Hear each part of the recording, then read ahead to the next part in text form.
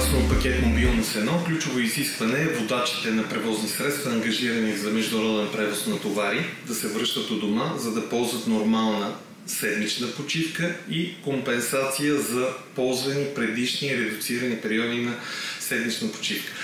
Ще демонстрираме този процес, като ползваме интелигентен тахограф от втора генерация на Continental Automotive, така нареченият Smart 2 тахограф DCCO 1381 версия 4.1.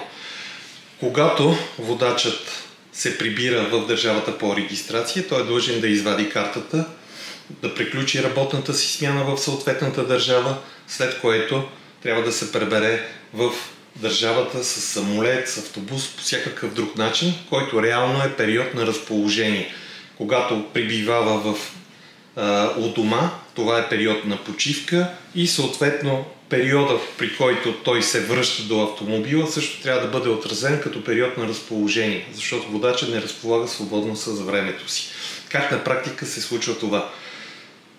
След като водачът се върне в автомобила, водачът поставя картата в слот 1,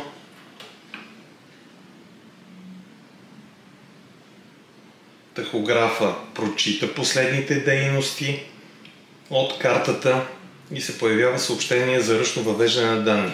Тук водачът трябва да потвърди с ОК, след което започваме да въвеждаме периода, при който водачът е пътувал от Европа към България. За тази цел трябва да въведем период на разположение, който период на разположение съответно ще се случи на дата 12.6. Необходимо е да превъртиме датата и съответно трябва да предвидим колко време водачът е пътувал. Тъй като картата е била извадена в 11.47, предполагаме, че целият период, който той е пътувал, ще отнеме 6 часа. Тук е необходимо да направим, да настроим, че часът 17, примерно и 47. Потвърждаваме с ОК, след което започваме да въвеждаме периода на почивка. Но е необходимо да избереме, че той се прибира вече в България. Избираме край държава, съответно избираме България.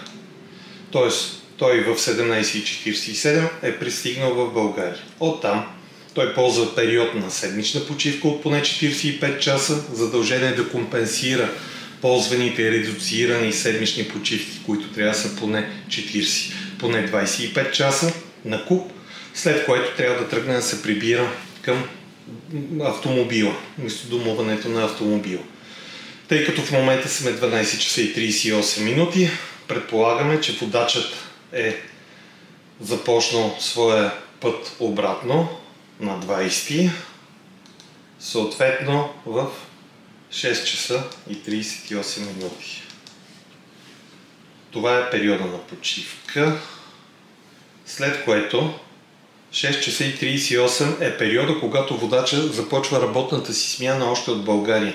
Защото този период на разположение, докато пътува към автомобила, се приема за част от неговата работна смяна. Тук е необходимо да въведеме начало държава. Тъй като паузата е правена в България, трябва водача да избере, че това е в България.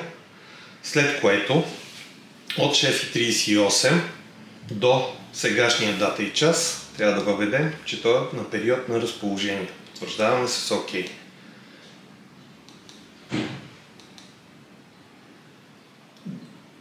Следващият екран е държавата, където реално се намира. Тъй като хипотетично автомобила се намира примерно в Германия, тук водача е необходимо да отрази, че той е поставил картата си в Германия. За да се отчита, че този период на разположение, който започва от България и приключва в Германия, всъщност е свързано с периода на пътуване обратно към автомобила. Особеното при този начин на въвеждане е следното, че след като бъде въведени, работната смяна на водача е започнала 6 часа по-рано, т.е. влизайки в режим в аудиокаунтър, виждаме, че водача има вече 4 часа и 30 каране, Но, когато говорим за работна смяна, до края на работната му смяна остават 8 часа и 56 минути, защото този период от 6 часа вече е влезъл към сегашната работна смяна, която на практика трябва да приключи по-кратко. По същия начин нещата изглеждат и за работната седмица, която водача предстои 56 часа каране, което е разрешено, но реално до края на работната седмица има 137 часа вместо 144 часа. След като приключи този период, водача трябва да ползва редуцирана седмична почивка поне от 24 часа.